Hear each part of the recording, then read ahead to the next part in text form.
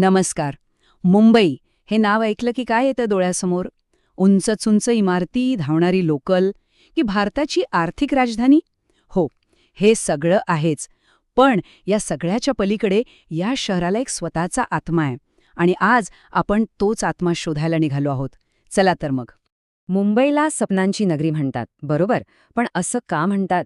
हे काही फक्त एक नाव नाहीये. ही तर या शहराची खरी ओळख आहे. देशभरातून लोक येतात आपली स्वप्न घेऊन. तर मग चला बघूया तरी, असं काय आहे या स्वप्नांच्या नगरीत की जे लाखो लोकांना स्वतःकडे खेचून घेतं. तर कुठल्याही मोठ्या शहराचा आत्मा समजून घ्यायचा असेल ना, तर आधी त्याचा पाया बघावा लागतो. आणि मुंबईचा पाया तो रचलाय इथल्या काही खास प्रतिष्ठित वास्तूंनी. अशा वास्तू ज्या आजही ह्या शहराच्या इतिहासाची आणि वैभवाची कहाणी आपल्याला सांगतात. समोर अथांग समुद्र आणि त्याच्या लाटांना सामोरं जात दिमाखात उभा आहे गेटवे ऑफ इंडिया. अहो, हे फक्त दगडी बांधकाम नाहीये, हे तर भारताच्या इतिहासाचं एक जिवंत प्रतीक आहे. विचार करा, एकेकाळी जहाजातून येणाऱ्यांसाठी हेच होतं भारताचं प्रवेशद्वार. आणि खरं सांगायचं तर आजही हेच मुंबईच्या आत्म्याचं प्रवेशद्वार आहे.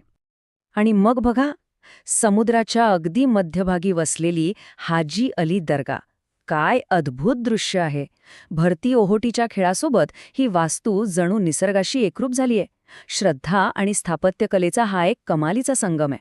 शहराच्या एवढ्या धावपळीत, कोलाहलात इथे मात्र एक वेगळीच शांतता मिळते. तर मुंबईचा इतिहास तर आपण पाहिला, जो दगडांमध्ये कोरलाय. पण तिचं वर्तमान आणि भविष्य ते तर समुद्राच्या लाटांवर तरंगतं. चला आता आपण वळूया या शहराच्या जीवनवाहिनीकडे, म्हणजे समुद्राकडे, जिथे मुंबई खऱ्या अर्थाने श्वास घेते. मरीन ड्राईव्ह ऐकलं ना नाव? याला क्वीन्स नेकलेस का म्हणतात हे माहितीये का?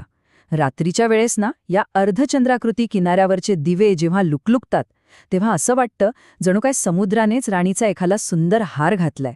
खरंच हे दृश्य डोळ्यात साठवून ठेवण्यासारखं आहे. आणि याच मरीन ड्राईव्हच्या एका टोकाला काय आहे तर उत्साहाने सळसळणारी चौपाटी.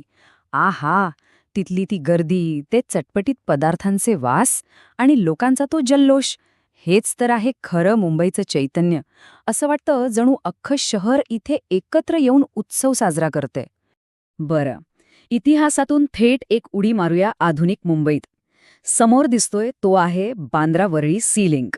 हा फक्त एक पूल नाहीये, हे तर मुंबईच्या प्रगतीचं, तिच्या महत्वाकांक्षेचं प्रतीक आहे.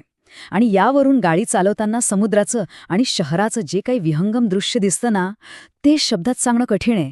ते फक्त अनुभवायचं असतं. ठीक आहे, आपण मोठ्या वास्तू बघितल्या, समुद्रकिनारे पाहिले, पण मुंबई म्हणजे फक्त एवढंच नाहीच. या शहराचा खरा आत्मा तो तुम्हाला सापडेल इथल्या रस्त्यांवर, इथल्या गर्दीत, इथल्या लोकांच्या जगण्यात. चला आता मुंबईची हीच धडधड, हीच स्पंदनं अनुभवूया. मुंबईला जर खऱ्या अर्थाने अनुभवायचं असेल तर 3 गोष्टी करायलाच हव्यात. 1, इथला स्ट्रीट फूड चाखायला हवा. गरमागरम वडापाव खाल्ल्याशिवाय मुंबईची सफर पूर्णच होऊ शकत नाही. 2, धावत्या लोकलच्या गर्दीचा अनुभव घ्यायलाच हवा. अहो, ती फक्त ट्रेन नाहीये, ती तर या शहराची लाईफलाईन आहे, तिची स्पंदनं आहेत. आणि 3, बॉलिवूडचं ग्लॅमर. ते तर अनुभवायलाच हवं, कारण इथे प्रत्येक गल्लीत एक कहाणी आहे आणि प्रत्येक चेहऱ्यावर एक स्वप्न. तर मग आपण इतिहासाच्या पाऊलखुणांवरून चाललो, समुद्राच्या लाटांवर स्वार झालो, शहराच्या धावपळीतही सामील झालो, म्हणजे खूप काही पाहिलं. आता ह्या सगळ्या वेगवेगळ्या अनुभवांना एकत्र जोडल्यावर मुंबईच्या आत्म्याचं नेमकं कसं चित्र उभं राहतं? मग इतकं सगळं पाहिल्यावर मनात प्रश्न येतोच की या शहराच्या आत्म्याचं खरं प्रवेशद्वार कोणतं?